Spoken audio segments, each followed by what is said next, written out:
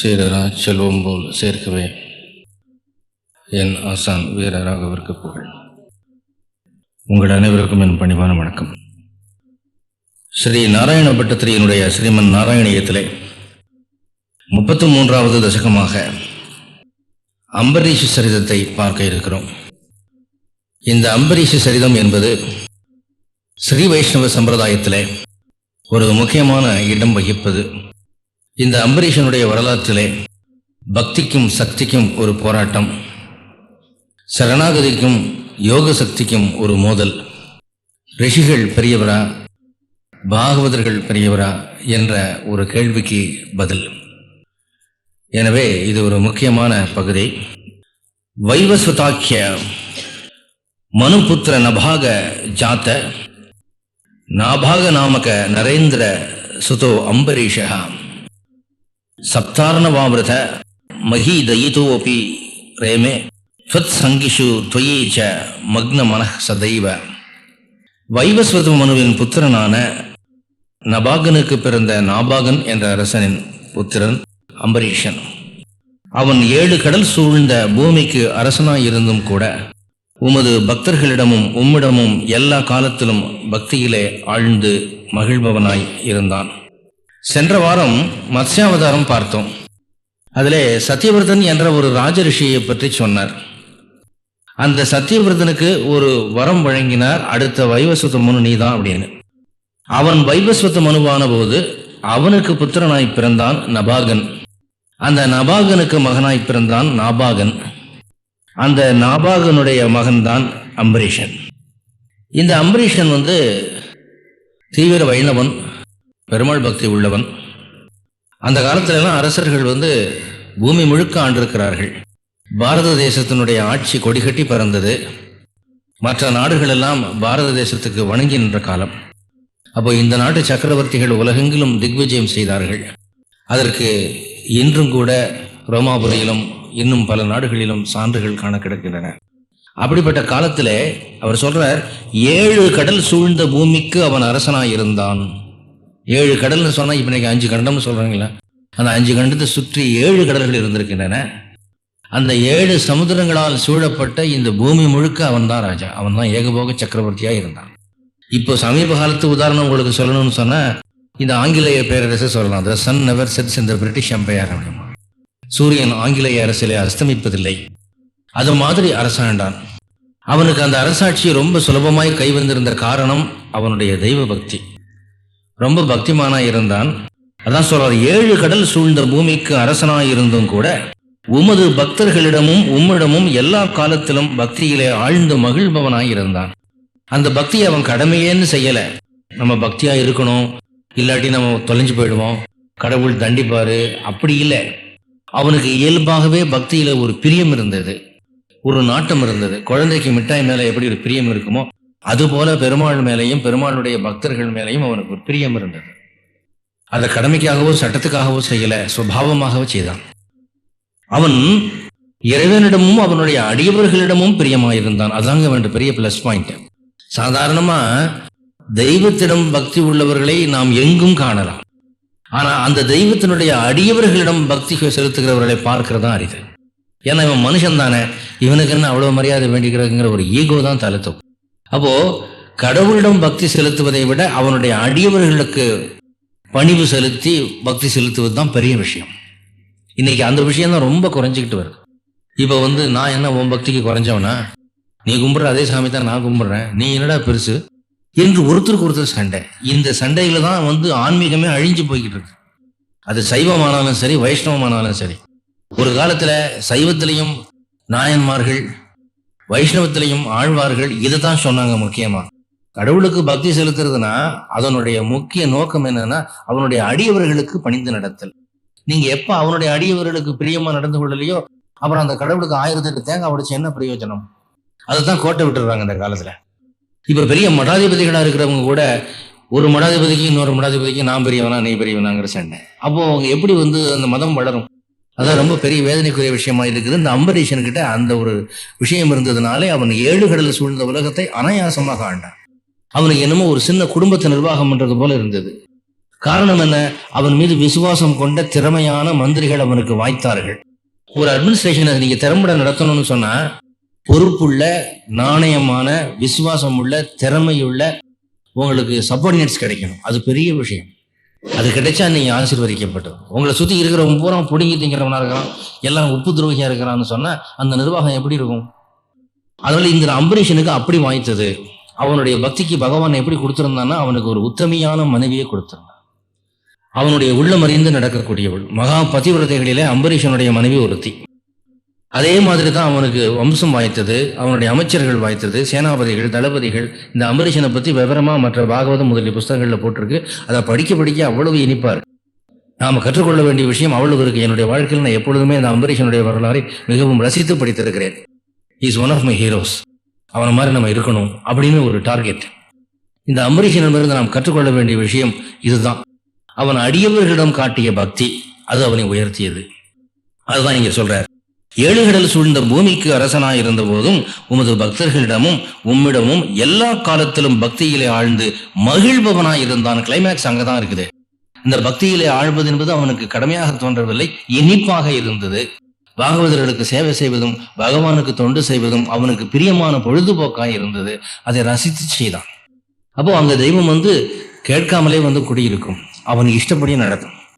முதல்ல நமக்கு பதவியும் அந்தஸ்தும் உயர உயர அடக்கம் வரணும். நீங்க வாசப்படியில் நின்றுட்டு இருக்கிறீங்க. ஒரு வீட்டினுடைய வாசப்படி 3 படிக்கட்டு உள்ளதாக இருக்கிறது என்றால் அதுல 3வது படிக்கட்டில் நிற்கிறவங்க உங்களுக்கு கீழே விழுந்துருவீங்களோங்கிற பயம் அதிகமா இல்லை. அப்படியே விழுந்தா கூட லேசா சிராய்ப்புகள் ஏற்படும். ஆனா ஒரு 10 மாடி கட்டிடத்தினுடைய உயரத்துல கைப்பிடிச்ச ஒரு மேல நின்றுட்டு இருக்கிறவனுக்கு அபாயம் அதிகம். அவன் விழுந்தானா எந்திரிக்கவே மாட்டான். அது மாதிரி தான் சராசரி மனிதனுக்கு இந்த அபாயம் இல்லை. புகழின் உச்சி கொம்பில் இருக்கிறவனுக்கு இந்த அபாயம் உண்டு. அவன் விழுந்தானா எந்திரிக்கவே மாட்டான். விழாதபடி பார்த்துக்கணும்னா என்ன செய்யணும்? அவனுக்கு இந்த மமதை என்ற அகம்பாவம் வராதபடி தன்னை கட்டுப்பாட்டுக்குள்ளே வைத்திருக்க வேண்டும். தனக்கு நேரக்கூடிய எதிர்கால வீழ்வுகளை எந்த நிமிஷமும் நிகழலாம் என்ற ஒரு அச்சம் அவனுக்கு இருக்கணும். அந்த பயம் வேணும். ஒரு தடவை இந்த வின்ஸ்டன் சர்ச்சில் பார்த்து ஒரு நண்பர் கேட்டாராம், சார் உங்க ஸ்பீச்சுக்கு ஏகப்பட்ட கூட்டம் வருதே, அதை பார்த்து உங்களுக்கு பெருமையா இல்லையா அப்படின்னு. இல்லவே இல்லை அப்படின்னா. ஏன் அப்படி சொல்றீங்க? என்ன நாளைக்கு நடுத்தருவில் நிப்பாட்டி தூக்கில போட்டா இதை விட அதிகமான கூட்டம் வரும் அதை பார்க்கறதுக்கு. எனக்கு அது தெரியுமா, அதன் உணர்ந்தே இருக்கிறேன். கூட்டம் வருதுங்கிறதுக்காக ஒரு அதை பத்தி சந்தோஷப்படுறதுக்காக ஒண்ணுமே இல்லை. நாட்டுல ஜனங்கள் எதுக்கு தான் கூடுவாங்கிறதுக்கு விவஸ்தையே கிடையாது. ஒண்ணும் இல்லை. இந்த கீரியும் பாம்பும் சண்டை காட்டுறேன் பாருன்னு ஒருத்தன் உட்காரட்டும், எவ்வளவு கூட்டம் கூடும். அதுக்காக நான் தான் உலகத்துல பெரிய தலைவன் நம்ம சொல்லிக்க முடியுமா? ரெக்கார்ட் டான்ஸ் போடுங்க, எவ்வளவு கூட்டம் சேருது. கூட்டத்தை சேர்க்கிறது ஒரு திறமையா என்று சொன்னான். அந்த அடக்கம் எல்லா பதவிக்காரனுக்கும் வேணும், எல்லா பணக்காரனுக்கும் வேணும். வீழ்ச்சிங்கிறது எந்த நிமிஷம் நடக்கும்னு சொல்ல முடியாது. நம்ம உயிர் எப்ப பறிபோகும்னு சொல்ல முடியாது. இந்த அச்சம் அவனுக்கு என்னாலும் குடிகொண்டிருந்தது உள்ளத்திலே அம்பரீஷனுக்கு. அதனாலே அவன் அடக்கம் உள்ளவனாகவும் பக்தி உள்ளவனாகவும் பாகவத சேவை செய்பவனாகவும் இருந்தான். அதுதான் சொல்றார். இதை முதல்ல ஒரு இன்ட்ரோடக்ஷனா கொடுத்துடுறார். நடக்க போற சரித்திரத்துக்கு எது பின்னணி, இப்படி அவன் இருந்ததுனாலே பின்னாலே அவனுக்கு ஒரு வெற்றி வந்தது அப்படின்னு சொல்ல வர. 2 தொத் பிரீத்தையே சகலமேவ விதன்வதோஸ்ய பக்தியைவ தேவ நசிராத் அப்ருதாக பிரசாதம் ஏனாஸ்ய யாச்சனமிருத்தோ அபி அபிரக்ஷணார்த்தம் சக்கரம் பவான் பிரவிததார சகசிரதாரம். தேவதேவா, உம்முடைய பிரீதிக்காகவே எல்லா காரியங்களையும் செய்து வந்த அவனுடைய பக்தியை மெச்சி அவனுக்கு விரைவில் அருள் புரிந்தீர். அவனை எங்கும் ரட்சிப்பதற்காக அவன் பிரார்த்திக்காமலேயே 1000 முனைகளை உடைய சுதர்சன சக்கரத்தை ஆக்ஞாபித்தீர். இதுதான் இந்த அம்பரீஷ சரித்திரத்தினுடைய கிளைமேக்ஸ். அதுதான் சக்கரத்தாழ்வாரே இறங்கி வந்தார், பிரத்யட்சமா இறங்கி வந்தார். நீ வான்னு கேட்காமலே இறங்கி வந்தார். கடவுள் அனுப்பி வந்தார். அது ஏன் அப்படிங்கிற வரலாறு தான் சொல்ல போறார். இவர் சொல்றார், உம்முடைய பிரீதிக்காகவே எல்லா காரியங்களையும் செய்து வந்தார். இது பெரிய சூத்திரம்ங்க, இது பிரம்மசூத்திரம். நம்ம வாழ்க்கையில நடக்கக்கூடிய எல்லா காரியங்களும் அவனுக்காக, அவன் திருப்திக்காக என்று மையம் கொண்டு நம்ம வாழ்கிற போது அதை விட மெஞ்சின யாகமே இல்லை. சும்மா ஒரு மந்திரத்தை சும்மா திரும்ப திரும்ப சொல்லிக்கிட்டு இருக்கிறதுக்கு பதிலா நான் பிச்சைக்காரனுக்கு பிச்சை போடுறதும் சரி, பொய் சொல்லாமல் இருக்கிறதும் சரி, நடுவு நிலைமை தவறாமல் இருக்கிறதும் சரி, உபகாரம் பண்ணுறதும் சரி, மன சுத்தமாக இருக்கிறதும் சரி, எல்லாம் அவன் திருப்திக்காக. நான் இப்படி இருந்தால் அவனுக்கு பிடிக்கும், அதுக்கு தான், வேற எந்த பர்பஸும் இல்லை எனக்கு அப்படின்னு வாழ்கிறவனுக்கு இறைவன் வசப்பட்டு விடுகிறான், மகிடி முன் பாம்பு போல. இவன் அப்படி வாழ்ந்தான். என்ன சொல்றார்? உம்முடைய பிரீதிக்காகவே எல்லா காரியங்களையும் செய்து வந்தான். இந்த உடம்பை பேணுவது கூட இது அவனுக்கு பிடிக்கும். ஏன்னா என் உடம்பு நல்லா இருந்தா இன்னும் அதிகமான கைங்கரியம் செய்யலாம், இன்னும் அதிகமான உகப்பான வாழ்க்கை வாழலாங்கிறதுக்காக இந்த உடம்பு எனக்கு வேணும் என்று எல்லாத்துக்கும் மையமாக ஒரு சக்கரத்தினுடைய அனைத்து ஆரங்களும் நடுவை நோக்கி போவது போல அவன் சென்டர் ஆஃப் ஹிஸ் லைஃப் எதுவா இருந்தது, அவன் வாழ்வின் மையம் எதுவா இருந்தது, பகவானுடைய திருப்தி. அது ஒன்றுதான் அவன் லட்சியம். நான் சாப்பிட்டேன்னா இது அவனுக்கு பிடிக்குமா, இது பேசினா அவனுக்கு பிடிக்குமா, நான் விளையாண்டா அவனுக்கு பிடிக்குமா, அவன் கோபிப்பானா, இந்த ஒன்றுதான் அவனுக்கு ஒரே லட்சியமா இருந்தது. இது பகவானுக்கு பிடிக்காது என்று அவன் லேசா சந்தேகப்பட்ட காரியங்களை கூட அவன் செய்யவில்லை. அப்படி வாழ்ந்தான். அதனால என்ன பண்ணார்? அவனுடைய பக்தியை மெச்சி அவனுக்கு விரைவிலே அருள் புரிந்தார். சரி, இவ்வளவு தூரம் காணும் பொருளெல்லாம் கண்ணன் என்று வாழ்கிற இவனுக்கு நாம ஏதாவது செய்யணும் என்று முனிவர்கள் ஆயிரக்கணக்கான ஆண்டுகள் தவம் செய்து அடையக்கூடிய அந்த விஷ்ணு கிருபையை ரொம்ப சர்வசாதாரணமா ஒரு உலகியல் மனுஷன், இவனுக்கு மனைவி மக்கள் உண்டு, சராசரி கிரகஸ்தன், குடும்ப வாழ்க்கையில் இருக்கிறவன், ராஜான்னு சொன்னா என்னெல்லாம் சாப்பிடுவான், எப்படிலாம் இருப்பான்னு உங்களுக்கு தெரியும். ஒரு அரசனுக்குரிய எல்லா சகல சுகபோகங்களும் அவனுக்கும் இருந்தது, நம்ம போலதான். ஆனா இந்த ஒரு எண்ணம் அவனுக்கு இருந்தது, நான் வாழ்வது அவனுக்காகவே என்று அந்த எண்ணம் இருந்தது. அதனால இவனுடைய பக்தியை மெச்சி இவனுக்கு ஏதாவது செய்ய வேண்டும் என்று சொன்னார். இங்க கவனிச்சு பார்த்தீங்கன்னா உலகத்துல மகான்கள் என்று பெயர் பெற்றவர்கள் அனைவருக்குமே இந்த ஒரு எண்ணம் இருந்தது. ஒருத்தர் கேட்டார், அன்னைக்கு மனுஷன் 60,000 70,000 வருஷங்களா இருந்ததாக ரகுவம்சத்துல பாக்குறமே, ஏன் இன்னைக்கு 75 வருஷத்துக்கு மேல இருக்க மாட்டேங்கிறான் அப்படின்னு. இதுக்கு காரணம் ஒண்ணு இல்லை. அந்த காலத்து மனுஷனுக்கும் இந்த காலத்து மனுஷனுக்கும் ஒரே வித்தியாசம் என்னன்னா, அந்த காலத்து மனுஷன் பாவத்துக்கு ரொம்ப பயந்தான். நாம செய்யறமே இந்த காரியம் கடவுளுக்கு பிடிக்குமா, கடவுளுக்கு பிடிக்காதனா நமக்கு என்ன அவமானம் வந்தாலும் பரவாயில்ல, இந்த காரியத்தை நான் செய்ய மாட்டேன், என்ன நஷ்டம் வந்தாலும் பரவாயில்ல, இது எனக்கு வேண்டாம் என்று சொல்லக்கூடிய மனசு அந்த காலத்து மனுஷனுக்கு இருந்தது. இந்த காலத்து மனுஷனுடைய வாழ்க்கையில் அது இல்லை. இவன் கடவுளை மூலையில் தள்ளி வச்சுட்டான். கடவுள் வேணும் தான், வேணான்னு சொல்லலை, அது 10ஆம் பட்சமா எனக்கு வேணும். தன்னுடைய வாழ்க்கையை தன் இஷ்டம் போல வாழ்ந்து விட்டு ஏதாவது பிரச்சனை வந்தா கடவுள்கிட்ட போவான், அவ்வளவுதான். இது இந்த காலத்து மனுஷனுடைய கொள்கை. அப்படி இருக்கிறதுனால இந்த காலத்து மனுஷனுடைய ஆயுள் குறைந்தது, ஆரோக்கியம் குறைந்தது, அறிவு குறைந்தது, ஞானம் குறைந்தது, எல்லாம் குறைஞ்சது. இதுதான் சூத்திரம். அவனுக்கு அது இருந்தது. அவனுடைய பிரீதிக்காக எல்லா காரியங்களையும் செய்தார். நபிகள் நாயகம் ஒரு தடவை உட்கார்ந்து இருந்த போது வீதியில ஒரு யூதனுடைய பிரேதம் போச்சான். அந்த யூதனுடைய பிரேதம் போன உடனே இவர் எழுந்து நின்று மரியாதை செய்தார். அப்போ பக்கத்தில் இருந்தவங்க கேட்டாங்கன்னா, ஒரு நம்முடைய மதத்தை சேராத ஒருவனுடைய பிரேதத்துக்கு நீங்க எதுக்கு எந்திரிச்சு மரியாதை செய்றீங்கன்னா, கடவுள் அதுதான் சொல்றாரு, நீங்க உன் மதத்தை சேர்ந்தவனா இருந்தாலும் சரி இல்லாட்டியும் சரி, எல்லாரும் உடம்புக்குள்ளேயும் ஆத்மா இருக்கு. அந்த ஆத்மா பிரிஞ்ச பிறகு பிரேதம் என்பது எல்லா மதத்தை சேர்ந்தவனுக்கும் ஒண்ணுதான். இந்து மதத்தில் கூட சொல்லுது, பிரேதத்தை ஹுங்காரம் செய்யாதீர்கள். மனு சொல்றார், ஒரு பிரேதம் போனா அப்படின்னு அருவருப்பா ஒதுங்காதீங்க. ஏன்னா அங்க பிரேதஸ் என்ற ஒரு தெய்வம் இருக்கிறது, அந்த தெய்வத்துக்கு நீங்கள் அவமரியாதை செய்கிறீர்கள். ஒரு பிரேதத்தை அவமதிக்கிறவன் அவன் பெரும் பாவத்தை சம்பாதித்துக் கொள்கிறான் என்று கருட புராணத்தில் சொல்லியிருக்கிறார். அந்த மரியாதை அவர் செய்ததான எதுக்குன்னு சொன்னா, இறைவனுக்கு பிரியமா இருக்குதுங்கிறதுக்காக. அது மாதிரி மகான்கள் இறைவனுக்கு பிரியமான வாழ்க்கை வாழ்ந்தார்கள், இறைவனுடைய அருளை எளிதாக பெற்றார்கள். அம்பரீஷன் அப்படிதான் அதை அடைஞ்சான். அவனை எங்கும் ரட்சிப்பதற்காக அவன் பிரார்த்திக்காமலேயே 1000 முனைகளுடைய சுதர்சன சக்கரத்தை ஆக்ஞாபித்தீர். இந்த 1000 அதாவது சகசிராரக என்று சக்கரத்தாழ்வாருக்கு ஒரு பேர் உண்டு. 1000 ஆரங்கள் உள்ளது. சகசிரம் பிளஸ் ஆரம், சகசிராரக. இந்த ஆரம்ங்கிற வார்த்தை கணக்கு பாடத்துல யூஸ் பண்றாங்களே, இது அங்கிருந்து வந்ததுதான்.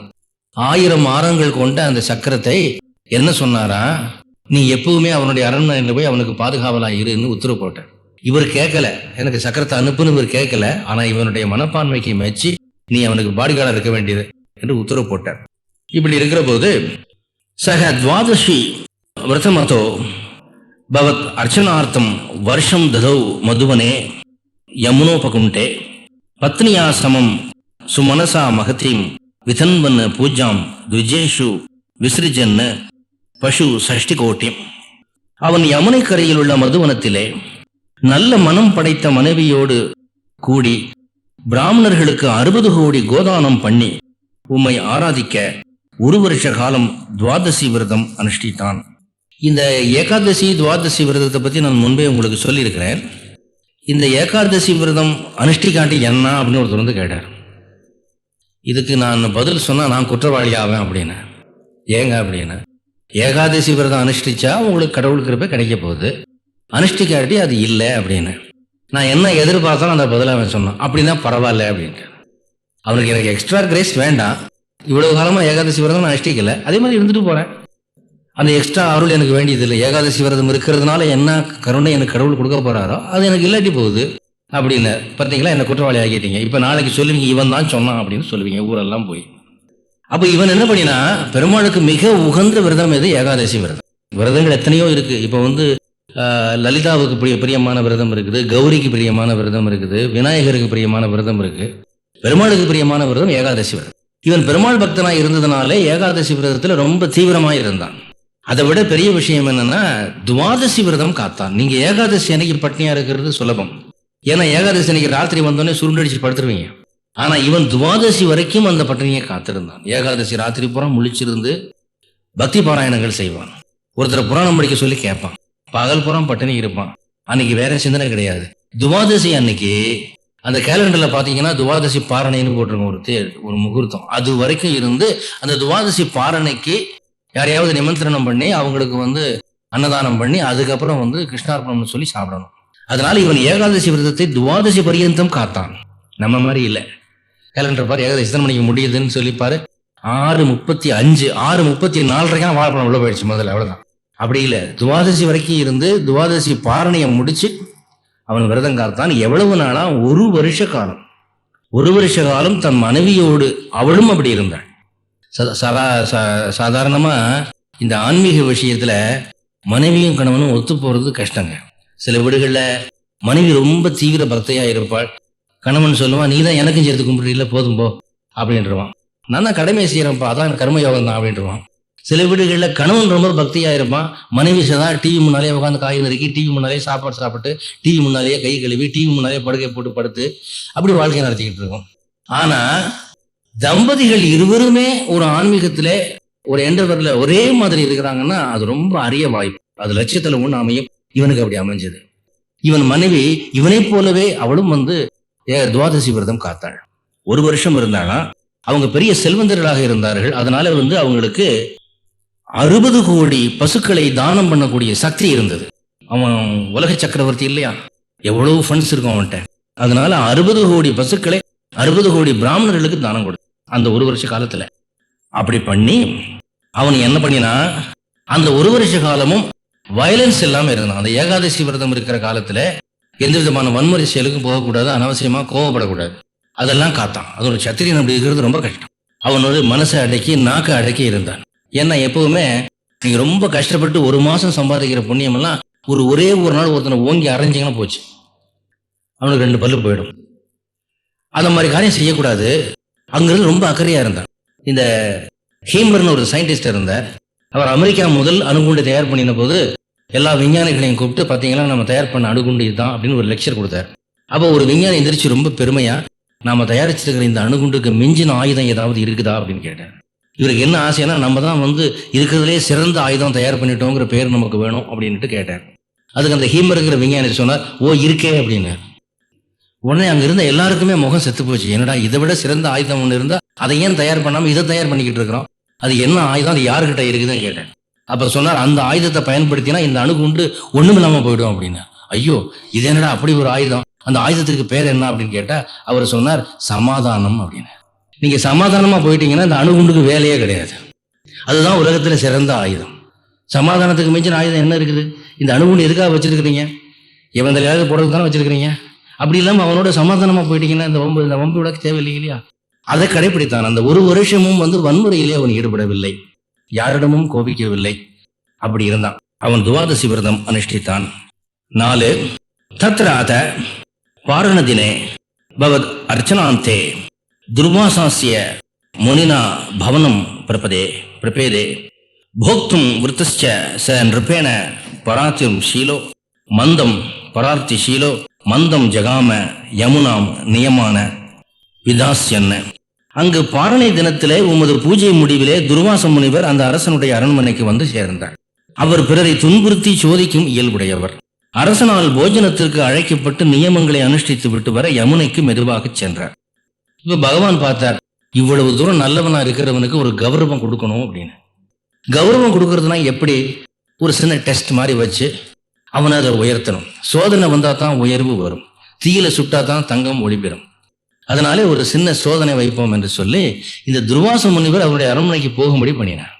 இந்த துர்வாச முனிவர் யாருன்னா மிகுந்த தவ வலிமை உள்ளவர். ஆனா அவருடைய தவத்தை விட அதிகமா அவர்கிட்ட கோபம் இருக்கும். முணுக்குன்னு கோபம் வரும். இந்த துர்வாச முனிவரை பார்த்தாலே நடுங்குவாங்க எல்லாம். இந்திரனை சபிச்சவர் இவர் தான். ஒரு தடவை இந்திரனை சபிச்சு உன் இந்திர லோகத்தில் திருமகள் கடாட்சியமா இல்லாம போகட்டும் அப்படின்னு. அதுக்கப்புறம் தான் இவங்கெல்லாம் சேர்ந்து பார்க்கடல் கிடைஞ்சது. அப்படிப்பட்ட துர்வாச முனிவர் இங்கே இவருடைய அரண்மனைக்கு வந்தார். அவனை பத்தி என்ன சொல்றாரு அப்படின்னா, பிறரை துன்புறுத்தி சோதிக்கும் இயல்பினர். யாரையாவது பார்த்தா அவன் நல்லவன் சொன்னா அப்படியா கொஞ்சம் டெஸ்ட் பண்ணி பார்ப்போமா அப்படின்னு நினைப்பேன். ஏன் அவன் நல்லவனா இருந்தா இருந்துட்டு போட்டுமே நினைப்பு வராது. இந்த நாய்க்கு பிஸ்கெட்டை போடுறவன் என்ன பண்ணுவான், அப்படி அப்படி அப்படி காட்டி காட்டி காட்டி 1/4 மணி நேரம் அதை ஜம்ப் அடிக்க விட்டு அதுக்கப்புறம் தூக்கி போடுவான். என்ன உள்ளம் அது. அந்த மாதிரிப்பட்ட ஆள் அவர். அப்படிப்பட்டவர் வந்தார். வந்த உடனே அன்னைக்கு பாரணை தினம், அதாவது துவாதசி அன்னைக்கு சாப்பிட்றதுக்கு முன்னால யாராவது ஒரு மகானுக்கு போட்டுட்டு சாப்பிடணும். அது ரொம்ப உத்தமம்னு சொல்லியிருக்குது. அவனுக்கு ரொம்ப சந்தோஷம். துர்வாச முனிவரே வந்துட்டாருன்னு சொல்லி, சுவாமி இன்னைக்கு நீங்க தான் நிமந்திரணம், நீங்க வரணும் அப்படின்னு சொல்லிட்டு அவர் பார்த்தார். இவ்வளவு போல்னா என்னை கூப்பிட்டவன் யாரும் இல்லை. ஏன்னா என்னை கூப்பிட்டு சாப்பாடு போட்டானா ஏதாவது சொல்லிடுவேன். வாழை இலை கிழிஞ்சிருக்குது, கருவேப்பிலை கருகி இருக்குது, மிளகா சரியில்லை, உப்பு சரியில்லைன்னு சொல்லி சாபம் போடுறதா எனக்கு பழக்கம். அப்படி இருக்கல இவன் போல்னா என்ன கூப்பிட்றானே சாப்பாட்டுக்கு அப்படின்னுட்டு சரி பார்ப்போம் அப்படின்னு சொன்னார். அரசனால் போஜனத்திற்கு அழைக்கப்பட்டு நியமங்களை அனுஷ்டித்து விட்டு வர யமுனைக்கு மெதுவாக சென்றார். நான் இன்னும் சந்தியாவந்தனம் முதலிய காரியங்கள்லாம் பண்ணலை. நான் யமுனையில் போய் குளிச்சுட்டு நான் காலங்காத்தால பார்க்க வேண்டிய காரியங்களாம் முடிச்சுட்டு வர்றேன் அப்படின்ட்டு போனார். இவர் என்ன பண்ணாரா, யமுனைக்கு மெதுவாக சென்றார் அப்படின்னு.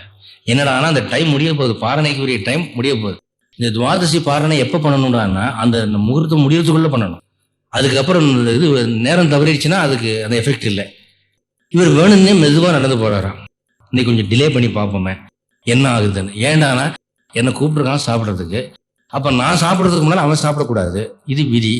அவன் பொறுத்திருக்கிறானா இல்லை பாரணைக்கு அவசரப்பட்டு சாப்பிட்றானா பார்ப்போம் என்று சோதிக்க வேண்டும் என்பதற்காக அவர் மெல்ல அடிமேல் அடி எடுத்து நடந்து போய் ஒவ்வொரு மரத்தடியில உட்காந்து போனாராம். இப்படி போனார். என்ன ஆச்சு? ராஜாத பாரண முகூர்த்த சமாப்தி கேதாத் வாரைவ பாரணம் அகாரி பவத் பரேண பிராப்தோ முனிஸ்ததத திவ்ய திருஷா விஜானன்ன சிப்யன் கிருதோத் திருதஜட்டோ விததான் கிருத்தியாம். துர்வாசர் தாமதத்தினாலே பாரணை முகூர்த்தம் கடந்து விடுமோ என்ற வருத்தத்தினால் பகவானை நினைத்து கொண்டு ஜலபானத்தால் அரசன் பாரணையை முடித்தான். பிறகு அங்கு திரும்பிய முனிவர் அதை தெய்வீக ஞான திருஷ்டியால் அறிந்து அவரை கடிந்து கோபத்தோடு ஜடையை பீத்து ஒரு பிசாசை தோற்றுவித்தார். இவன் பார்த்தான் டைம் ஆகிட்டு இருக்குது, இன்னும் கொஞ்ச நேரத்துக்குள்ள பாரணையை முடிக்கணுமேன்னு சொல்லிட்டு, கடவுளே இப்ப நான் என்ன பண்றது, அவர் வராம நான் சாப்பிடப்படாது அப்படின்ன போது அவனுக்கு ஒரு ஐடியா தோணித்து. நமக்கு ஆகாரம் சாப்பிட்டா தானே பிரச்சனை வரும், ஏதாவது ஒண்ணு சாப்பிடணும் அப்படின்னு சொல்லி வெறும் ஜலத்தை தண்ணீரை எடுத்து அதை குடிச்சு அதை முடிச்சிட்டான். இப்ப பாரணை முடிஞ்சு போச்சு, இனி அவர் மெல்ல சாப்பிட்டுக்கலாம் என்று சொல்லி ஜலத்தை குடிச்சிட்டான். இவர் போற மனுஷன் அவரு டிவியில அந்த சேனல் ஆன் பண்ணி பார்த்துக்கிட்டே இருக்காரு அங்க என்ன நடக்குது அப்படின்னுட்டு. அந்த அம்பரீஷன் சேனல் என்ன காட்டுதுன்னா இவன் தண்ணி சாப்பிட்றது தெரிஞ்சு போச்சு. ஓஹோ, உனக்கு அவ்வளவு கொழுப்பா, அப்ப நான் வராட்டி கூட பரவாயில்ல, இந்த பாரணையை முடிச்சிடலாம், இந்த பாரணி தோஷம் உனக்கு வரக்கூடாதுன்னு நினைக்கிறியா? அப்போ உனக்கு பஞ்சாங்கத்துல இருக்கக்கூடிய நியமனம் என்னை விட பெருசா போச்சா? இன்னைக்கு ஒரு நாள் துர்வாசலுக்காக பாவத்தை நான் ஏத்துக்கிறேனே, இன்னைக்கு ஒரு நாள் அந்த ஏகாதசி விரதம் தூள்கிழமெல்லாம் பரவாயில்ல அப்படிங்கிற மனப்பான்மை உனக்கு வரலையேடா, நான் எவ்வளவு பெரிய ஆளு, என்னை எப்படி உல்லங்கனம் பண்றியா, உன்னை என்ன பண்றேன்பா என்று சொல்லி ஒரு ஜடைமுடிய பிக்சர். இவங்கெல்லாம் குளோனிங் பண்ணாமலே கிரியேட் பண்ணக்கூடிய கெப்பாசிட்டி உள்ளவங்க.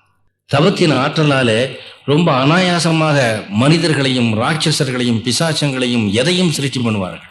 நீங்க விஸ்வாமித்திர கதையில படிச்சிருக்கிறீங்க, இன்னொரு 27 நட்சத்திரத்தை படிச்சுட்டார் டகாரனை. யாரு? திரிசங்குக்காக. திரிசங்கு சொன்னா இந்திரன் சொர்க்கத்துக்கு நுழையக்கூடாதுன்னு விரட்டிட்டான் என்னை அப்படின்னு. அப்படியா?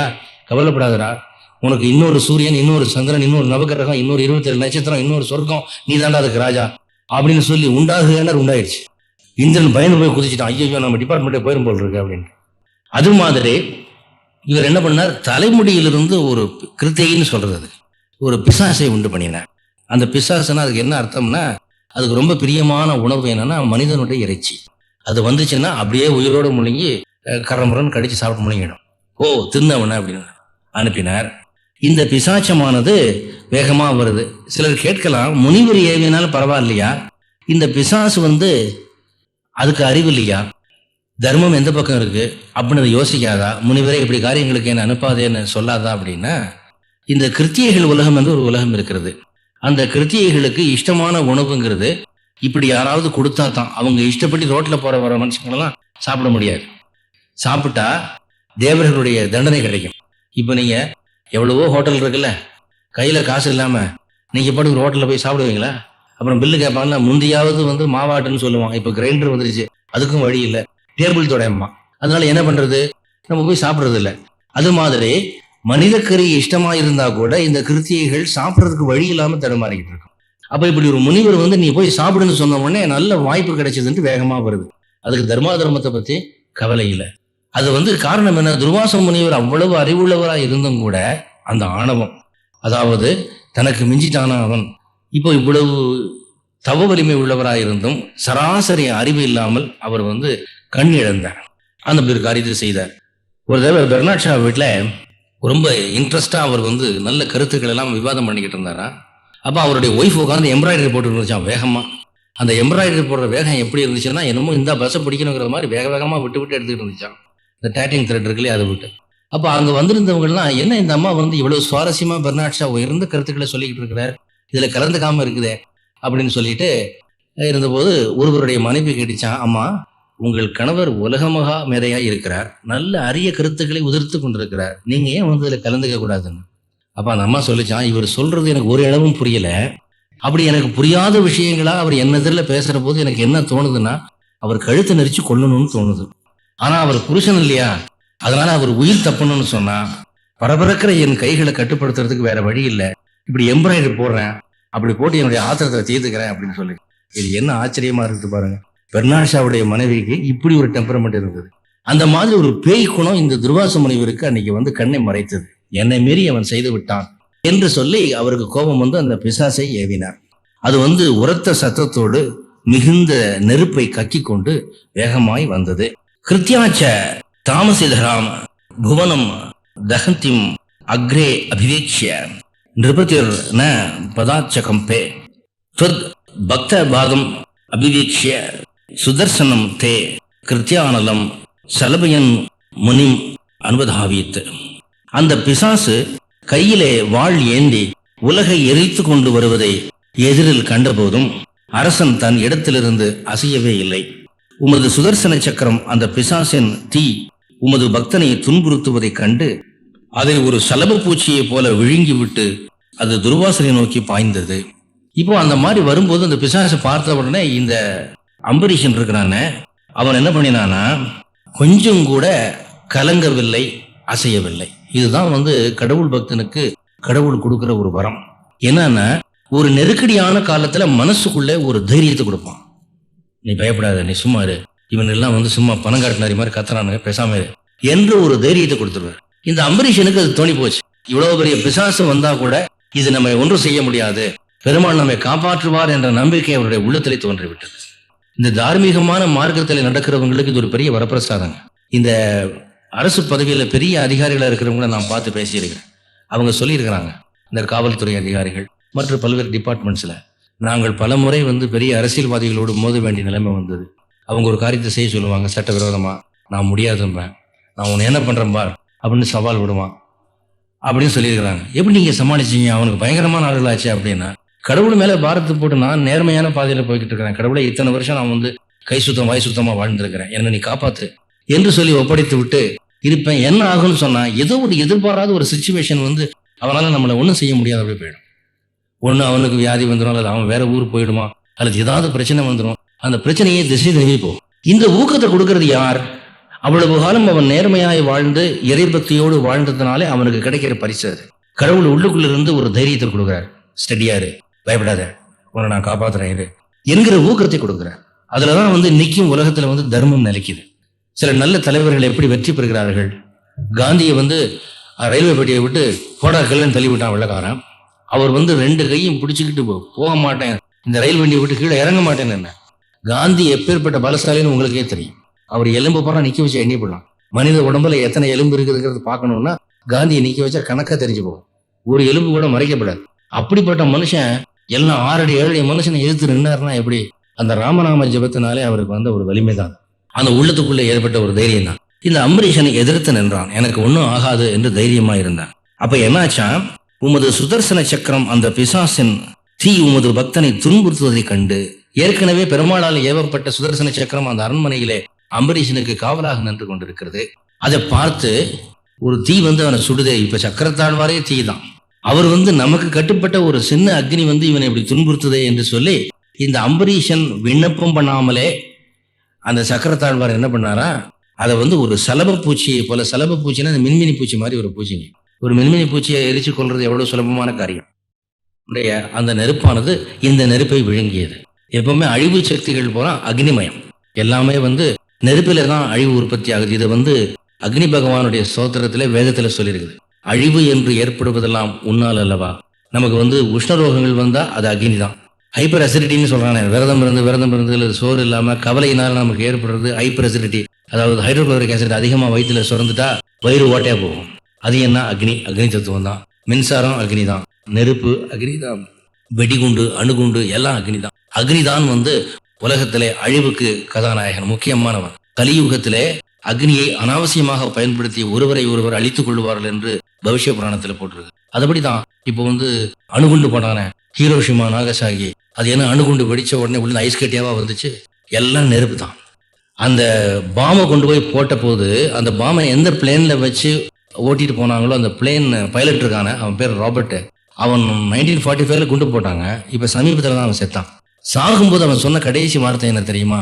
70,000 கட்டடங்களும் 80,000 உயிர்களும் அழிவதற்கு நான் காரணமாயிருந்தேன். நான் போட்ட குண்டுல தான் இந்த அழிவு ஏற்பட்டது. இப்போ நான் சாக போறேன், நான் எப்படி கடவுளை ஃபேஸ் பண்ண போறேன்னு எனக்கு தெரியல. அதை நினைச்சாதான் பெரிய பயமா இருக்கு. அதுக்கு அணுகுண்டு எவ்வளவோ தேவையில்லை அப்படின்னு அந்த ஒரு மனசாட்சியின் உறுத்துதல் அவன் அப்படி சொல்றான். அப்போ கலியுகத்திலே அக்னியை அனாவசியமாக பயன்படுத்துவார்கள்ங்கிறத பாக்குறோம் இல்லையா? அதுபோல இந்த கிருத்தி என்ற பிசாசு அக்னி ரூபமாக அவனை அம்பரீஷனை இம்சித்தது. இதை பார்த்து பேரக்னியாகிய அந்த சுதர்சனாழ்வான் என்ன பண்ணினா, ஒரு சலப பூச்சியை போல அதை விழுங்கி விட்டு, அடுத்து இந்த அம்பரீஷன் சொல்லாமலே பகவான் ஆக்ஞாபிக்காமலே இன்னொரு வேலையை அது செய்து, அனுமார் எப்படி தூது போனவர் அனாவசியமா போய் அசோகவனத்தை இடிச்சிட்டார் அழிச்சிட்டார் நம்ம சொல்றோம் இல்லையா? ராமன் சொல்லாமலே செய்தார் அவர். ஆனா அது முக்கியமான காரியம், தேவையான காரியம் தான். அது மாதிரி இந்த சக்கரத்தாழ்வார் என்ன பண்ணினார், இந்த துர்வாசனை என்ன செய்தின்னு கேட்கிறேன் பார் அப்படின்னு நேரா துர்வாசனை நோக்கி ஓடிது. இப்போ துர்வாசர் பார்த்தாரு, இது என்னடா வம்பா இருக்குது, இது என்ன நம்மகிட்ட இல்லாத ஒரு யோக சக்தி அவங்ககிட்ட இருக்குதா என்று பார்த்தால் அவருடைய ஞான திருஷ்டியில விளங்கிடுச்சு. இது இவன் ஏவினதல்ல, இவன் ஏவாமலே அங்க வைகுண்டத்திலிருந்து வந்துருச்சு ஆட்டம் பாம் அப்படின்னு பார்த்துட்டார். எடுத்தார் ஓட்டம், சரிப்படாது என்று சொல்லி அவர் ஓடுகிறார். 7 தாவன் அசேஷ புவனேஷு பியா ச பஷ்யன் விஸ்வத்திர சக்கரமபி தே கதவான் விரிஞ்சம் காலச்சக்கரம் அதிலங்கேதி இது அபாஸ்தக சர்வம் யயௌ சச்ச பவந்தம் அவதந்ததைவ. துர்வாசர் பயந்து எல்லா உலகங்களுக்கும் ஓடி எங்கும் உமது சக்கரம் தொடர்ந்து வருவதைக் கண்டு பிரம்மாவிடம் போனார். காலச்சக்கரத்தை யார் மீற முடியும்? இதை கண்டு அவரால் கைவிடப்பட்டு பரமசிவனிடம் அவர் சென்றார். அவரும் உம்மை வணங்கத்தான் செய்தார். இதுல ஒரு சின்ன விவரம், இதுல நாராயண பட்டத்திரி சொல்லல. இந்த சுதர்சன சக்கரம் வர்றதை பார்த்த உடனே துர்வாசர் என்ன பண்றார், இந்த சுதர்சன சக்கரத்தை கட்டுறதுக்குரிய மாற்று அஸ்திரம் போடுறார். தன்னால முடிஞ்சதை பார்த்து பட்ஹா ஹூனார். அவ்வளவுதான், ஒன்னும் பிரயோஜனம் இல்லை, இதையும் சேர்த்து சாப்பிட்டுருச்சு. பார்த்தாரு ஒன்னும் சரிபடாது போல் இருக்கு அப்படின்னுட்டு ஓடினார். நேரா என்ன பண்ணாரா, பிரம்மாவிடம் போனார். அவருக்கு தெரியும் இந்த ஹைரார்கியில ஹையஸ்ட் அத்தாரிட்டி அவர் தான், அவர்கிட்ட தான் இதுக்கு மாத்து இருக்குன்னு சொல்லி நேரா பிரம்மா கிட்ட போனார். பிரம்மா பார்த்தார், எப்பா சாமி முதல்ல இடத்த காலி பண்ணு, ஒன்னு அடிக்கிறதுக்கு போல என்ன அடிச்சிட போகுது அப்படின்னு சொல்லி விரட்டி கதவு செஞ்சார், போடா அப்படின்னு. இவர் பார்த்து பிரம்மாவே போக சொல்றார் அப்படின்னு சொல்லிட்டு அடுத்தாப்புல இவர் பரமசிவனிடம் சென்றார். அவர் என்ன பண்ணாரா, முன்பு ஒரு முறை தக்ஷன் யாகம் நடத்துகிற போது எனக்கு கொடுக்க வேண்டிய அவிர்வாகத்தை கொடுக்காமல் செய்த போது எனக்கு பதிலாக என்னை அவமானப்படுத்த வேண்டும் என்று விஷ்ணுவுக்கு கொடுத்தான். அப்ப நான் என்ன பண்ணேன், அந்த தக்ஷனை விஷ்ணுவின் எதிரிலேயே வச்சு உதைச்சேன். அப்ப அவர் என்ன சொன்னார், அதுக்கு கோவிச்சுக்கல. சில பேர் சொன்னாங்க அவருக்கு அவிர்வாகம் கொடுக்கிற போது தன்னுடைய பக்தனை நீ உதைக்கிறத பார்த்துட்டு அவர் கோபிக்கலையான்னு கேட்டப்போ அவர் என்ன சொன்னார், நியாயம் உன் பக்கம் இருக்கிறது, அவன் வேண்டுமென்றே உன்னை அவமதிக்க வேண்டும் என்றே இப்படி செய்திருக்கிறான், நீ எதிரில் வச்சு உதைச்சாலும் சரி மிதிச்சாலும் சரி பேசாம இருந்துட்டார். அது மாதிரி இப்போ நியாயம் யார் பக்கம் இருக்கிறது, அம்பரீஷன் பக்கம் இருக்கிறது. அதனால இந்த சுதர்சன சக்கர விஷயத்துல நான் தலையிட மாட்டேன், நீ வெளியே போயிடு அப்படின்ட்டார். அது மட்டும் இல்லாம அதை அவர் வணங்கினார். ஏன்னா வைஷ்ணவ சம்பிரதாயத்தில் அவர் கையில் வச்சிருக்கிற சூலமும் அவருடைய சம்ஹார ஆயுதங்களும் சுதர்சனுடைய அம்சமாக இயங்குகின்றன என்று வைஷ்ணவ சாஸ்திரம் சொல்லுகிறது. சக்கரத்தாழ்வாருக்கு அப்படி ஒரு பேர் உண்டு, சிவனால் வணங்கப்படுகிறவர். அதனால அது வணங்கி விட்டாரா. அப்போ நியாயம் எங்கு இருக்கிறதோ அங்கே அவர்கள் மதிப்பளிப்பார்கள் என்கிற முறையிலே சிவனும் வணங்கி விட்டார், பிரம்மாவும் வணங்கி விட்டார். இந்த காலச்சக்கரத்தின் நெருப்பு பிரம்மாவை தகித்தது. பிரம்மா சக்கரத்தாழ்வாரை வழிபடுகிறவர் தான். அவர் அசுரர்களை அழிப்பதற்கு அவர் பயன்படுத்துவதும் சுதர்சன சக்தி தான். அதனுடைய நெருப்பு மகிமை அவருக்கு என்னவென்று தெரியும். அதனுடைய தகனமானது இப்போ இவரிடம் அவன் அடைக்கலமாக தேடி வருகிற போது இப்ப சக்கரத்தாழ்வார் யோசிக்கிறார், இவன் என்னுடைய பக்தனாக இருக்கிறானா வைரியின் நண்பனா இருக்கிறானா என்று பார்க்கிறது. அப்போ அப்படி பார்க்கிற போது இதனுடைய ஜுவாலைகள் பிரம்மாவை தகிக்க தொடங்கின. பிரம்மா பார்த்தார், என்னால முடியாதுப்பா, நீ வெளியே போயிடு அப்படின்ட்டு. துர்வாசர் காலில் விழுந்து கும்பிட்டு பார்த்தார், நோ, இந்த விஷயத்துல நான் உனக்கு ஹெல்ப் பண்ண முடியாது அப்படின்ட்டு. நெருப்பினுடைய தகனம் என்ன அப்படிங்கிறத வெந்து பார்த்தவங்களுக்கு தெரியும், பெண்களுக்கு தெரியும். அடுப்புல பால் கொதிக்கிற போது டகார்னு இறக்கி வைக்கிறாங்க. சில சமயத்துல பெண்களிடம் கற்பு மாறாத ஆண்கள் சமையல் வேலை செய்யறாங்கல்ல, அவங்க கண்டபடி சுடுற சட்டியை இறக்கி வச்சு மேல ஊத்திக்கிட்டு எண்ணெயெல்லாம் வெந்து போய் பாடுபடுறது தெரியும். அந்த நெருப்பினுடைய வேக்காலம் பொறுக்க முடியாம பிரம்மா ஓடுன்ட்டார். ஒரு தடவை ஐன்ஸ்டீன் குளிர் பொறுக்காம கணப்பு சட்டியில அந்த தணலை போட்டு வச்சு அவர் அப்படியே எரிய விட்டுக்கிட்டு இருந்தாராம். திடீர்னு என்ன ஆயிடுச்சு, ஒரு காத்தடிச்சதோ என்னமோ தெரியல, அந்த கணப்பு சட்டியில இருந்த நெருப்பு மெல்ல எரிஞ்சுக்கிட்டு இருக்கு போல பத்திக்கிட்டு எரிய ஆரம்பிச்சிருச்சு. அப்போ அந்த அனல் அவருக்கு தாங்க முடியல, உடனே கத்தினாராம். வேலைக்காரியை பார்த்து, ஏய் வா சீக்கிரமா சீக்கிரமான. அவ ஓடியாந்தாலும் என்னமோ இருந்துட்டு, இந்த மாதிரி பத்திக்கிட்டு எரியுது, உடம்பே வெந்து போகும் போல் இருக்கு, ஏதாவது செய்யுது நெருப்பு அணை அப்படின்னா. அதுக்கு அவர் சொன்னானா, நீங்க என்னமோ பெரிய உலக மகா விஞ்ஞானின்னு சொல்லிக்கிறீங்க, நெருப்பு அதிகமான 2 அடி தள்ளி போய் உட்கார வேண்டியதானே, சரியா போச்சு, இதுக்கு என்ன டூ சம்திங்னா என்ன யாரு அப்படின்னு கேட்டுங்க. இவர் அப்படி தலையில அடிச்சுட்டு தலையை வச்சு, என்னடா பெரிய அவமானம், என் வாழ்க்கையில இதை விட பெரிய அவமானம் இல்லை அப்படின்னு சொல்லிட்டு பேசாம தள்ளி போய் உட்காந்துட்டாங்க. அவ்வளவுதான். இதை செய்யறதுக்கு அறிவில்லை, எங்க கத்துட்டு பொம்பளை பார்த்து அப்படின்னு. இது ஐன்ஸ்டீனுடைய வாழ்க்கையில எழுதிக்கிறாங்க. அப்போ விஞ்ஞானிக்கு விளங்காத உண்மை பாருங்க. அது மாதிரி இப்ப பிரம்மாவை தகிக்க தொடங்கின உடனே பிரம்மா என்ன பண்ணார், வெளியே போய் வருடிட்டார். சிவனும் வணங்கி விட்டார். அதாவது எப்பவுமே என்ன சொல்லுது அப்படின்னா, தர்மத்தின் சக்தி ஆவேசித்து வருகிற போது உங்களுக்கு அதை எதிர்ப்பா தெரிஞ்சா அதை வணங்கிடுங்க அப்படின்னு. வணங்கிட்டு அது விட்டுடும். அஸ்வத்தாமன் நாராயணாஸ்திரத்தை ஏவினா, அப்போ பீமனை நோக்கி அது வந்தது. பீமன் சொன்னான், கிருஷ்ணா நாராயணாஸ்திரம்னு போட்டிருக்கு, அது உன் டிபார்ட்மெண்ட் தான், உன் பேர் தான், அதை என்னமாவது பண்ணு, அதை வாங்கி உன் பையில போட்டுக்கோ அப்படின்னா. ஏய், இது என்ன சின்ன பிள்ளைங்க சீவாங்குச்சியில் விடுறதுன்னு நினைச்சுக்கிட்டியானே, அவன் எத்தனை வருஷம் பாடுபட்டு எவ்வளவு தவம் பண்ணி இந்த அஸ்திரத்தை சாதிச்சிருக்கான் தெரியுமா. அதை நான் கொடுத்த போது என்ன பண்ணேன், இதனை ஏவினால் அது நிச்சயமா வென்றுதான் திரும்பும், நான் தான் வரம் கொடுத்துருக்கிறேன், இப்படி வாங்கி பையில போடுங்கிறியா, என்னது என்ன கொழுப்பா அப்படின்னு சொல்லிட்டு என்ன பண்ணாரு. இப்ப என்ன பண்ண சொல்ற, என்னை சாக சொல்றியா அப்படின்னா. ஒண்ணும் இல்லை, அதை விழுந்து கும்பிட்டுருவோம் அப்படின்ட்டான். விழுந்து கும்பிடுறதா, அது எதிரி அனுப்புனது இல்லையா அப்படின்னா. அதெல்லாம் கிடையாது, எதிரி அனுப்புனதா இருந்தாலும் அது நான் தான் கும்பிடுறான்னு சொல்லி வலுக்கட்டாயமா கையை பிடிச்சு அமுக்கி கும்பிட வச்சு காப்பாற்றி விட்டேன். அப்போ தர்மம் இருக்கும் இடத்துல இங்கே வணக்கமானது ஜெயிக்கிறது அப்படின்னு. ஒரு முறை காந்தியடிகள் ரயில்ல வந்துட்டு இருக்கிற போது, அந்த காலத்துல அவர் அரிஜனங்களுக்கு ரொம்ப சேவை செய்தாருன்னு சொல்லி வைதிக பிராமணங்களுக்குலாம் ரொம்ப கோபம். இந்த காந்தியை உயிரோட கொன்னுடணும் அப்படின்னு நினைச்சாங்க. இவர் அரிஜனங்கள் எல்லாம் கோயிலுக்குள்ள விடுறாரு, அரிஜனங்களுக்கெல்லாம் சமபந்தி போஜனம் பண்றாருன்னு சொல்லி வைதிக பிராமணங்கள் ரொம்ப ஆக்ரோஷமா இருந்த போது, ஒரு குறிப்பிட்ட ஸ்டேஷன்ல அவர் இன்னைக்கு இறங்குறாருன்னு தெரிஞ்சு ஏகப்பட்ட கூட்டம் காத்திருந்ததான். அப்போ தமிழ்நாட்டில இருந்து அம்புஜம்மாள்னு சொல்லி ஒரு விடுதலை போராட்ட வீராங்கனை, அந்த அம்மா காந்தி கூட உட்காந்துருந்தது. மகாதேவ தேசாய் இவங்கெல்லாம் இருந்தாங்க, மீராபென்லாம் வேணாம். அவங்க சொன்னாங்கன்னா, இந்த ஸ்டேஷன் நீங்க இறங்க வேண்டாம், அடுத்த ஸ்டேஷன்ல இறங்கிக்கலாம், கொண்டுவாங்க போட்டு ஒரே கூட்டமா இருக்கு. அப்ப இவர் என்ன பண்ணார், அதெல்லாம் முடியாது, ராமநாமத்தின் மகிமையை பாருப்போ அப்படின்னு சொல்லிட்டு இறங்கினா நூற்றுக்கணக்கான பேர் கருப்பு கொடி காமிச்சுக்கிட்டு காந்தி ஒளிக டே இறங்கி வாடா கீழே வாடா ஆகும்னு கத்துறாங்க. இவர் என்ன பண்ணாரு, அத்தனை பேரையும் பார்த்து நமஸ்தே நமஸ்தே நமஸ்தேன்னாரு.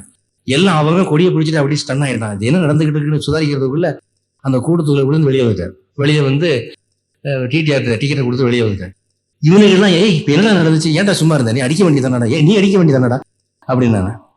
அவர் போய் அப்புறம் லெட்டர் எழுதினாராம் அம்புஜம்மாளுக்கு, நான் பத்திரமாக வந்திருக்கிறேன். சொன்னாரா, என்னுடைய உயிர் எப்போ போகணும் அப்படிங்கிறது ஆண்டவனுக்கு தெரியும். ஒரு மனுஷனுடைய உயிர் போகிறது இன்னொரு மனுஷன் கையில் கிடையாது. அந்த உயிர் பிரியணும்னு ஆண்டவன் என்னைக்கு நினைக்கிறானோ, என்னுடைய சேவை போதும்னு என்னைக்கு ஆண்டவன் நினைக்கிறானோ, அது ஆட்டோமேட்டிக்காக யாருடைய காரணமும் இல்லாமல் கூட போயிடும். அதனால நான் ராமநாமம் ஜபிச்சுட்டு வந்துட்டேன், பகவான் என்னை காப்பாற்றினாருன்னு சொல்லி இது பெரிய உலக அதிசயங்களில் ஒன்று என்று அந்த அம்மா அம்புஜித் அம்மா தன்னுடைய வாழ்க்கை வரலாறு எழுதிரு. அது மாதிரி வணக்கத்திற்குரிய சில காரியங்கள் அல்லது வணக்கத்தினால் செய்யக்கூடிய சில காரியங்கள் மற்ற காரியங்களால முடியறதில்லை. அதுதான் இங்க சொல்றார். இங்கே பிரம்மா வணங்கினார், சிவன் வணங்கினார், அந்த சுதர்சனம் என்ன பண்ணிருச்சு, அவங்கள ஒன்றும் செய்யல. இவர் பார்த்தார், இது ஒன்றும் சரிப்படாது போல் இருக்கு, இது எங்கிருந்து வந்துச்சோ அங்கே போய் நம்ம சரணடைஞ்சிருவோம் என்று சொல்லி சாட்சி காலில் விடுகிறதுக்கு பதிலாக சண்டைக்காரன் காலில் விழுந்துடலான்னு நேராக வைகுண்டம் போயிட்டார். பூயோ பவநிலையம் ஏத்திய முனி நமந்தம் புரோச்சே பவான் அகம் ரிஷே நனு பக்ததாசக ஞானம் தபஸ்ச வினயான்விதமேவ மான்யம் யாஹ்யம் வரீஷ பதமேவ பஜேதி பூமன்ன. பிறகு உமது பதமாகிற வைகுண்டத்திற்கு வந்து நமஸ்கரித்த முனிவரை பார்த்து, நீர் ரிஷியே, நான் பக்தர்களின் அடிமை என்று தெரியாதா? ஞானமும் தவமும் வணக்கத்துடன் கூடியிருந்தால்தான் வெகுமானத்திற்குரியதாகும். நீர் போய் அம்பரீஷனிடத்திலேயே சரணமடையும் என்று கூறினீர், எங்கும் நிறைந்த ஈசா. இவர் என்ன பண்ணார், அதுக்கு என்ன, இது அம்பு எங்கேருந்து வந்துச்சோ அங்கேயே போய் நம்ம காம்ப்ரமைஸ் பண்ணிக்கலான்ட்டு நேராக வைகுண்டத்துக்கு போனார். வைகுண்டத்துக்கு போன உடனே பெருமாள் சொன்னாரா, எல்லாரும் என்ன கும்பிட்றாங்க, நான் உன்னை கும்பிட்றேன் தெரியுமா அப்படின்னார். அது என்னன்னா, ஒரு பெரிய வெள்ளி பாத்திரம் இருந்தது, இந்த வெள்ளி பாத்திரத்தை அன்னாடம் 108 சுத்துறேன் தெரியுமா உனக்கு அப்படின்னா. அப்படியா, அதுக்குள்ள என்ன இருக்குதுன்னாரா. திறந்து காமிச்சா பக்தர்களுடைய பாத தூசி உள்ள இருக்குதாப்பா. என்னுடைய பக்தர்களுக்கு நான் அடிமை, மற்றவங்களாம் என்ன கும்பிட்றாங்க, நான் என் பக்தர்களை கும்பிட்றேன். நான் அப்படி அன்புக்கு வசப்பட்டவன் உனக்கு தெரியாதா? இப்போ இந்த சுதர்சன சக்கரத்தை நான் போ அடி கடின்னு சொல்லலை, நீ காவலுக்கு இருன்னு சொன்ன. நீ பண்ண கிருவி அது ஒன்று அடிக்க வருது. இப்போ நீ என்ன பண்ணணும்னு சொன்னா, இதுக்கு காரணமான சம்பவம் எதுவோ அதை நீ அன்டூ பண்ணணும். நீ போய் மன்னிப்பு கேள். யாரிடம்? அம்பரீஷன்கிட்ட போய் மன்னிப்பு கேள். இப்போ இந்த சுதர்சன சக்கரத்தை வாபஸ் வாங்குறது சக்தி எனக்கே இல்லை. அம்பரீஷன் மனசு வச்சானா அது திரும்பி போகும், இல்லாட்டி முடியாது அப்படின்ட்டு. இவர் துர்வாசர் பார்த்தார், இது என்னடா இந்த மாதிரி ஒரு வெக்கக்கேடு லட்சக்கேடு எங்கேயும் கிடையாது. பெருமாள் மன்னிச்சிருவார், சுதர்சன சக்கரத்தை வாபஸ் வாங்கிடுவாருன்னா நீ அங்கே போடான்னு சொல்லி அவங்ககிட்ட போய் சொல்றார். அவன் ஆப்டரால் ஒரு மனுஷன், ஒரு சாதாரண சத்திரிய பதர், அவன் எனக்கு எஜமானனா என்று சிந்தித்தார். அப்ப அதுக்கு அவர் சொல்றார், ஞானமும் தவமும் வணக்கத்தோடு கூடி இருந்தால்தான் வெகுமானத்திற்குரியதாகும்.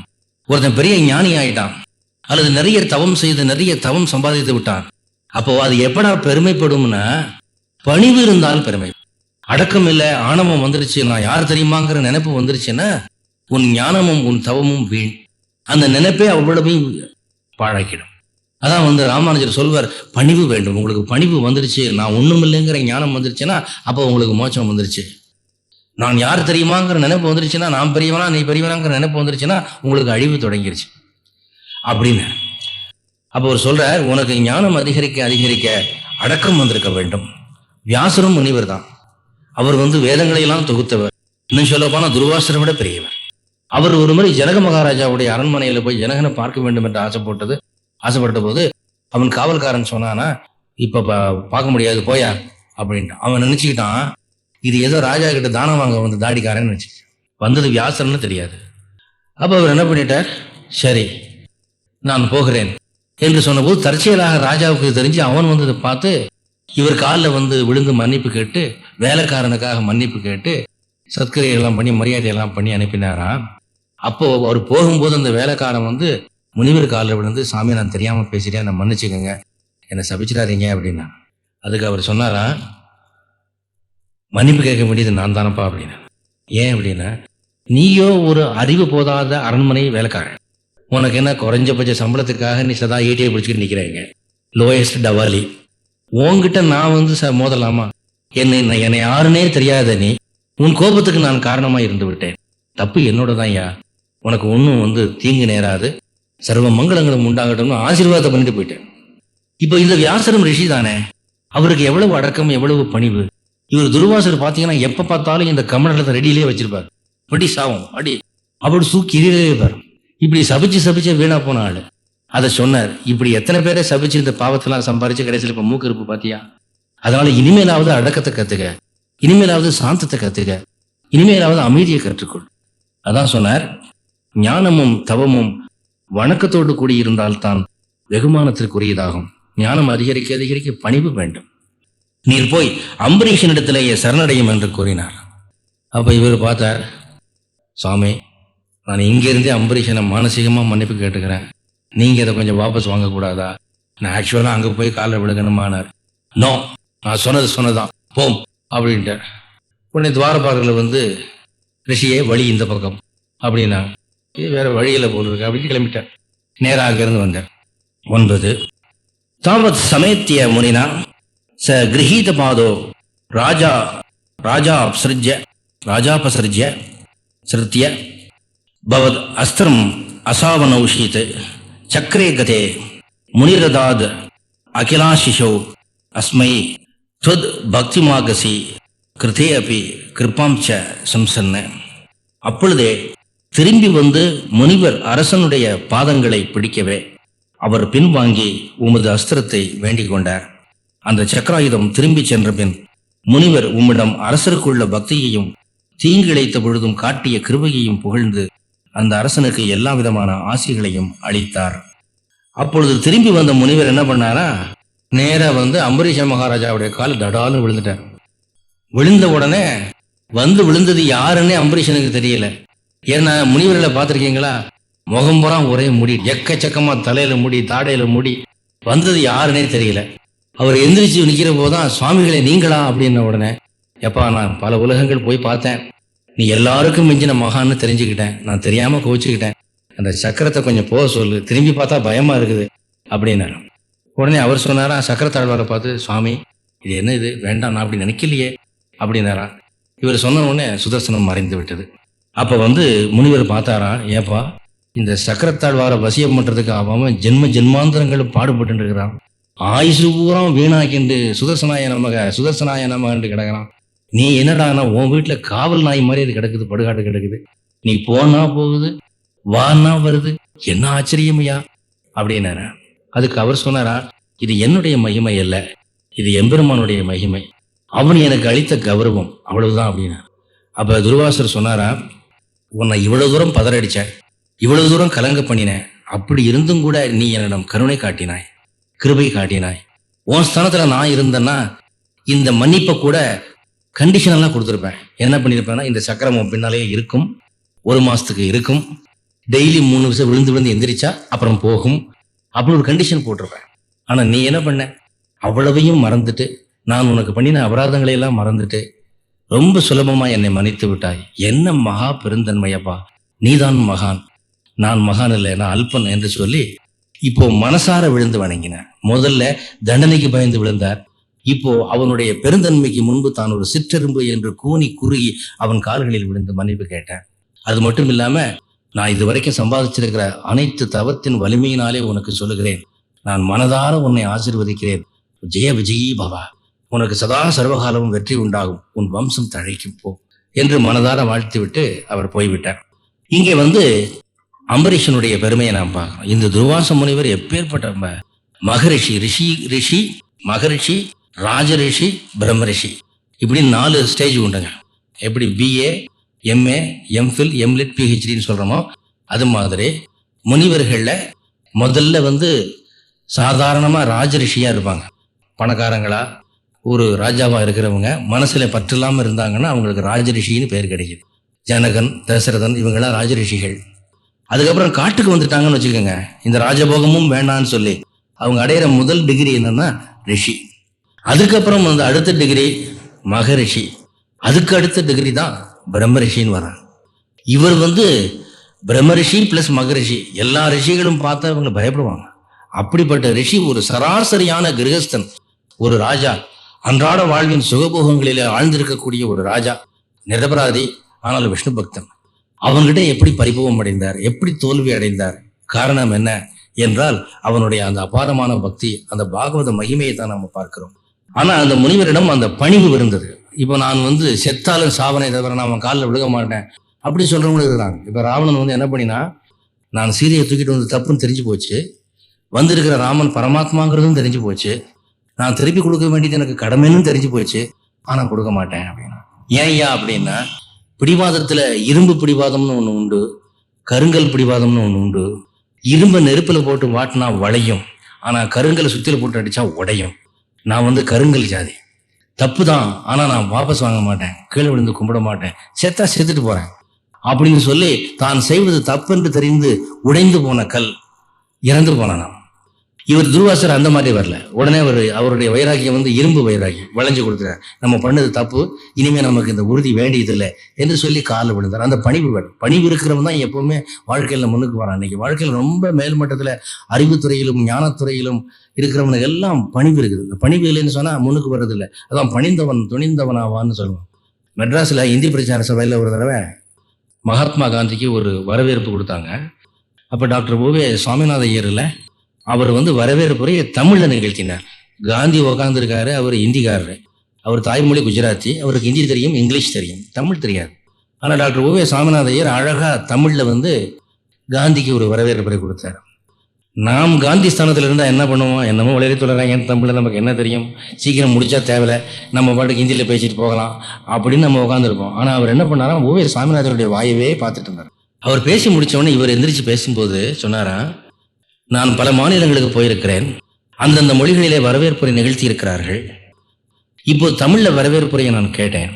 இந்த மொழியில ஏதோ ஒரு ரிதம் இருக்கிறதாக நான் உணர்கிறேன், ஏதோ ஒரு மீட்டர் இருக்குது, அதில் ஏதோ ஒரு இனிமை இருக்குது, அதனால் இந்த மொழியை படிச்சுக்கணும்னு எனக்கு ஆசையாக இருக்குது என்று சொல்லிட்டு அதை வெறும் அரசியல் ஸ்டண்ட் ஆக்காமல், சில பேர் இந்த தமிழ்நாட்டுக்கு கவர்னராக வர்றவங்கெல்லாம் முதல்ல என்ன தெரியுமா பண்ணுவாங்க, நான் தமிழ் படிச்சுக்க போகிறேன் அப்படிம்பாங்க. ஏன்னா இந்த தமிழ்நாட்டில் மொழி வெறி ஜாஸ்தி, இதை சொன்னால் தாண்டா தப்பிக்க முடியாட்டு கல்லை விட்டிடுவாங்கன்னு சொல்லிட்டு அப்படி ஸ்டண்ட் அடிவாங்க.